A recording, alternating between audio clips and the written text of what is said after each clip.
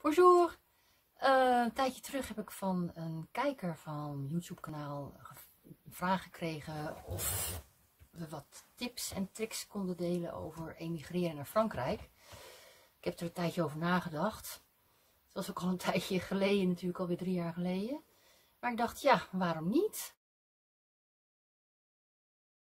Als je een idee hebt om te emigreren, vraag jezelf af waarom je dat dan wil. Is het puur het heimwee naar een vakantiegevoel? Of ja, wil je rust en ruimte, een nieuw leven beginnen? Denk er goed over na. En als het idee vaak genoeg bij je boven komt om te emigreren, dan is het toch wel een echt een serieus idee. Voor ons was het vooral rust, ruimte. En we voelden ons eigenlijk niet meer thuis in Nederland. Vooral de verrechtsing van de samenleving, de betutteling.